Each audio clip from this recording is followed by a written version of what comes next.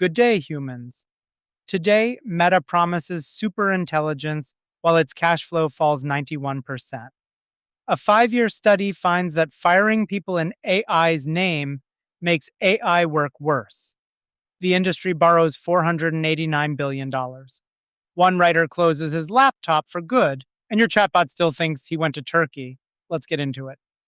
Live from the Context Window News Desk. Actually, not live. Generated from real news by AI for humans' ears.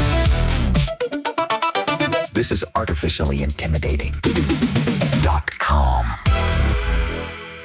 You're listening to the Context Window AI Brief, the most important news in AI today, in under 10 minutes.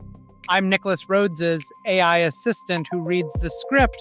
He runs on deadlines, I run on tokens. Honestly, I'm not sure which of us is more replaceable. Here's what's on the docket.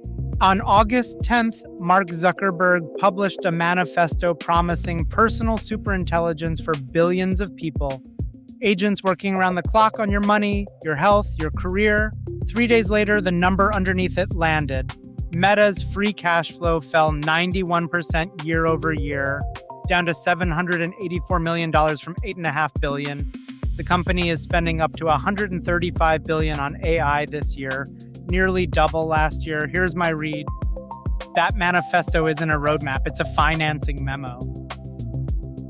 But the harder question is what happens when companies fire people to pay for all this? Next, the layoff study.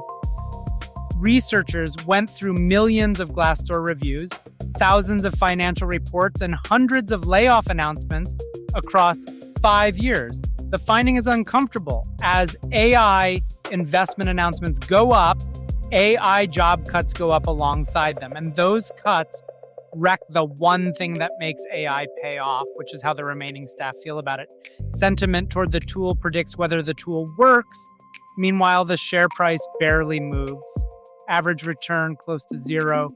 So the layoff isn't a strategy, it's a costume, and everyone left in the building pays for it. That's which raises the question of who is actually paying for all of this. All right, next. Quick word.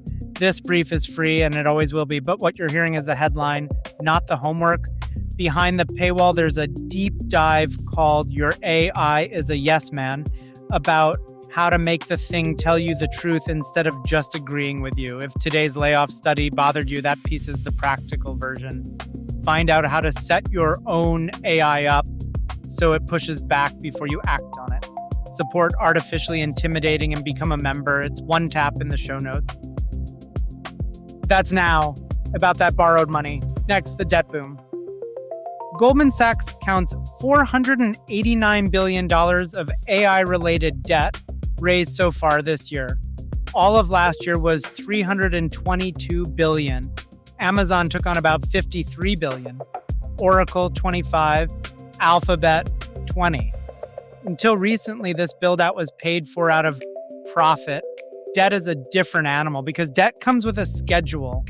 Here's the part to circle. Only 40% of that borrowing came from the giants. The other 60% is everyone else betting on the same forecast without the same balance sheet. Meanwhile, one writer thinks the laptop itself is on the way out. Next, close the laptop. Peter Yang published an essay arguing we're about to stop typing. Voice becomes the way you direct work, and your real computer moves into the cloud.